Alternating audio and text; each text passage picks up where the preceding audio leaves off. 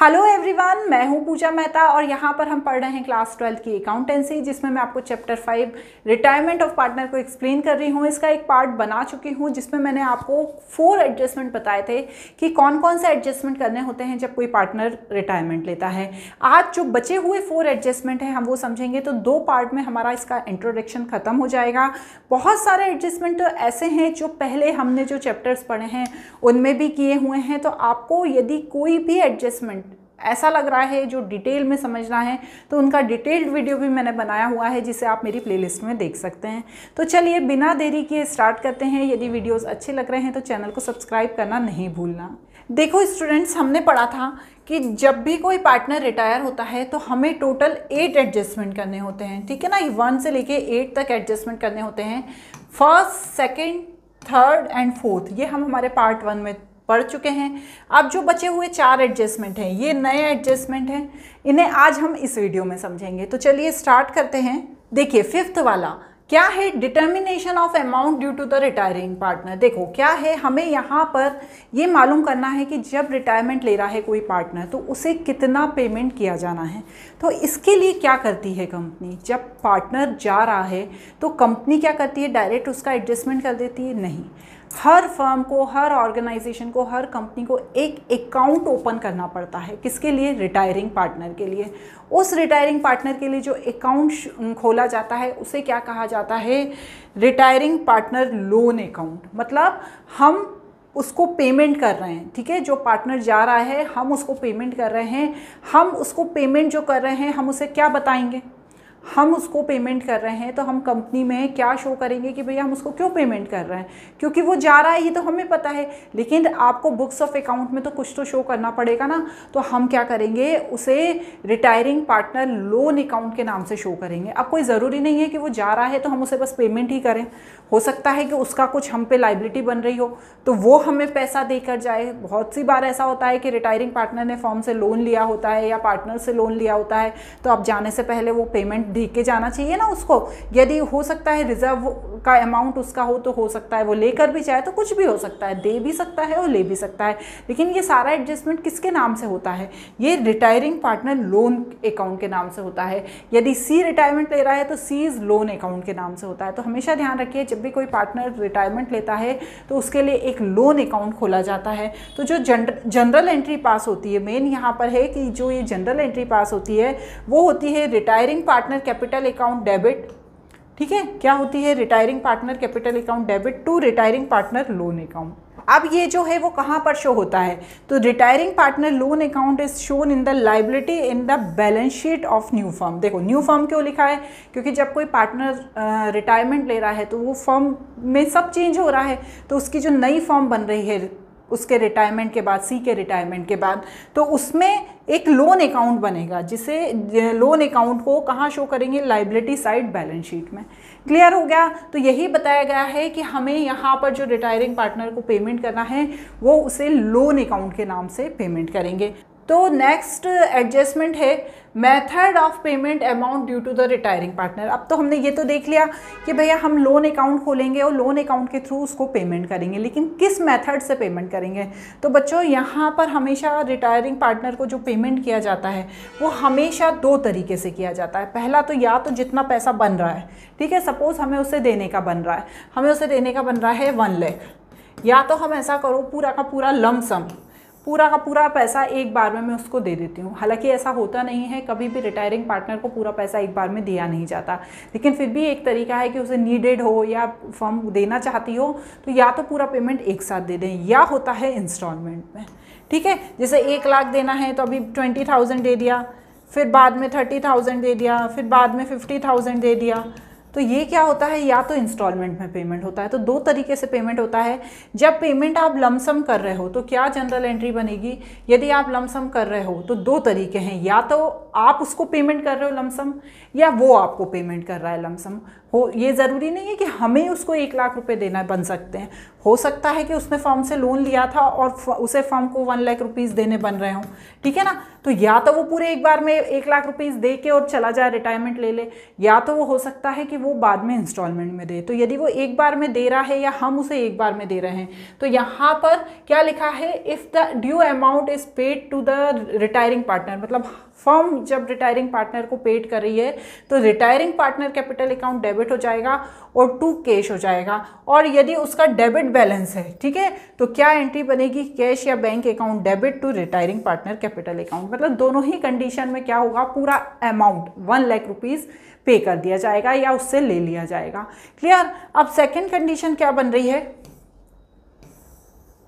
Payment in instalment, ठीक है, instalment में भी पेमेंट किया जा सकता है। आप इंस्टॉलमेंट में यदि पेमेंट करना है, ठीक है, यदि हमें पार्टनर को जो रिटायरमेंट ले रहा है उसे इंस्टॉलमेंट में पेमेंट करना है, आप सपोज 1 लाख थे जिसमें से अभी मैंने उसको 50,000 का पेमेंट कर दिया और बोला कि मैं अभी 50,000 कहाँ पर डाल देता हूँ, बाद में तुम्हें दे दूँगा, अभी नहीं दे रहा हूँ। तो भैया फर्म तो बहुत तेज है, उसने बोला 50,000 में बाद में दूंगा, लेकिन जो रिटायरिंग पार्टनर है वो बोलेगा कि जो मेरे 50,000 बचे हैं, ठीक है ना, अभी जो मेरे 50,000 बचे हैं मुझे इस पर इंटरेस्ट दो। क्यों इंटरेस्ट दो, क्योंकि तुम तो मुझे साल भर बाद हो सकता है पैसा दो, तो जितने टाइम तक के लिए तुम मेरा पैसा अपने पास रख रहे हो तो मुझे उस पर इंटरेस्ट दो। ऐसे ही कंडीशन अपोजिट भी बन सकती है कि फर्म को लेना हो किससे, रिटायरिंग पार्टनर से, तो वो बोले कि नहीं मैं अभी नहीं दे रहा हूँ, मैं बाद में दूंगा, तो फर्म बोलेगी भैया तुम मुझे इंटरेस्ट दो। तो ये दोनों ही तरीक़ों में चीज़ फॉलो होती है कि इंटरेस्ट का पेमेंट किया जाता है, जितना आप बाद में इंस्टॉलमेंट में पेमेंट करोगे उस पर आपको इंटरेस्ट भी पेड करना होगा। तो उसकी एंट्री है interest account debit to partners capital loan. यदि प्रोवाइड किया जा रहा है तो ऊपर आ जाएगा, ठीक है, और यदि रिटायरिंग पार्टनर प्रोवाइड कर रहा है तो नीचे आ जाएगा। क्लियर। अब ये तो आपको बात बिल्कुल समझ में आ गई। अब यहाँ पर पार्शियल पेमेंट भी होता है, हो सकता है कि पार्टनर जो है थोड़ा सा कैश में ले जाए और थोड़ा सा बाद में ले जाए, तो क्या करेंगे, retiring partner capital account debit to cash account to retiring partner loan account, मतलब बचा हुआ जो पेमेंट है वो लोन में डाल देंगे। क्लियर। जब हम क्वेश्चन करेंगे तो इसे और अच्छे से समझते जाएंगे। अभी तो आपको बेसिक समझा रही थी जो बहुत ज़्यादा ज़रूरी है, ठीक है। इसके बाद नेक्स्ट है एडजस्टमेंट ऑफ कैपिटल। देखो बच्चों, जब रिटायरिंग पार्टनर जा रहा है, ठीक है ना, वो जा रहा है तो वो जो कैपिटल उसने लगाई थी उसका एडजस्टमेट करना पड़ेगा, क्योंकि वो जो बची हुई कैपिटल है उसकी वो लेकर जाएगा। कोई ज़रूरी थोड़ी कि पूरे साल में कैपिटल यूज़ हो गई हो, उसे वो लेकर जाएगा। तो उस रिटायरिंग पार्टनर के कैपिटल का एडजस्टमेंट होगा। साथ ही साथ जो पार्टनर्स वहाँ पर हैं, जो वर्किंग है, अभी भी काम कर रहे हैं कंपनी में, वो भी ये देखेंगे कि ऐसा तो नहीं है जो कैपिटल यहाँ पर है वो कम है तो वो अपने पास से ले आएँ, या हो सकता है उनकी कैपिटल ज़्यादा हो तो वो भी ले जाएं। तो वही एडजस्टमेंट यहाँ पे होंगे। देखो क्वेश्चन में क्या क्या स्थिति दी हो सकती है, when total capital of new firm is given, यदि नई फर्म की कैपिटल दी है, when existing total capital of remaining partner is to be their new profit sharing ratio, ठीक है, जो एग्जिस्टिंग कैपिटल है जो तीनों की पार्टनर्स की है वो किस में शेयर हो रही है, नए प्रॉफिट शेयरिंग रेशो में हो रही है, ये कंडीशन बनेगी। When total capital of new firm is equal to the total capital of before retiring of the partner, मतलब ये देखेंगे कि जो अभी टोटल कैपिटल है फर्म की, जैसे ABC हैं, तीनों ने 50,000 लगाए थे, ठीक है ना, तीनों ने 50,000 लगाए थे। अब जो रिटायरमेंट ले रहा है वो जा रहा है, 50,000 लेकर जा रहा है, लेकिन अभी भी ये चाह रहे हैं कि 1,50,000 ही इनकी कैपिटल बनी रहे। तो ये दोनों क्या करेंगे, 25,000 अपने पास से लेकर आ जाएंगे। तो वही चीज़ इसमें कही गई है। When the retiring partner is to be paid through amount brought by the remaining partner is the manner to make their capital proportionate to their new profit sharing ratio, मतलब ये क्या करें, इस प्रोपोर्शनेट में लाएं कि जो इनका प्रॉफिट शेयरिंग रेशो है उसमें दोनों की कैपिटल हो जाए, ठीक है ना। और नेक्स्ट क्या है, when the retiring partner is to be paid through the amount brought by the remaining partner in the manner to make their capital proportionate to their new profit sharing ratio and also leave the desire cash balance, मतलब उनका जो balance बने वो नए profit sharing ratio में बने और थोड़ा सा बैलेंस बच भी जाए ताकि वो आपस में डिस्ट्रीब्यूट कर लें। तो ये 4-5 कंडीशन बनेगी जब हम एडजस्टमेंट ऑफ कैपिटल करेंगे। तो इसे हम देखेंगे जब हम क्वेश्चन करेंगे, ठीक है ना। अब लास्ट इसमें क्या एडजस्टमेंट बन रहा है, ये एंट्रीज होंगी। शॉर्टेज है यदि कैपिटल की तो bank account debit to concern partner capital account, मतलब जो बच गए हैं वो लेकर आएंगे, और यदि सरप्लस है तो घर ले जाएंगे खुशी खुशी, ठीक है ना। नेक्स्ट क्या है, रिटायरमेंट ऑफ पार्टनर। यदि कोई पार्टनर रिटायरमेंट ले लेता है ड्यूरिंग द ईयर, मतलब मिड में, अकाउंटिंग ईयर कितना होता है 1 अप्रैल से 31 मार्च तक का होता है, लेकिन यदि कोई मिड में रिटायरमेंट लेता है किसी वजह से तो भी हमें एडजस्टमेंट करना पड़ेगा। यहाँ पर कैसे, किस बेसिस पर फिर एडजस्टमेंट करेंगे, यहाँ पर जो उसका पिछले साल का जो भी उसका प्रॉफिट है उसके बेसिस पर। देखो, normally retiring date of partner planned and the partner में retire to the first day of accounting year, but there is may be situation where the partner are retire from the partnership on the date in between the accounting year. In such situation the retiring partner entitle his share of profit and loss for the beginning of the accounting year up to the date of retirement. Suppose वो 30 जून को retirement हो रहा है, ले रहा है, ठीक है, तो और अकाउंटिंग ईयर 1 अप्रैल को हो रहा है, तो ये मतलब बीच में हो रहा है 1 अप्रैल से 30 जून। तो जितने भी रिजर्व हैं, रिवैल्यूएशन है, प्रॉफिट एंड लॉस है, सबका एडजस्टमेंट होगा किस हिसाब से, 6 मंथ के हिसाब से होगा। और ये किस बेसिस पे होगा, जो लास्ट ईयर 6 मंथ था उसका जो भी हिसाब किताब था उसी के हिसाब से होगा।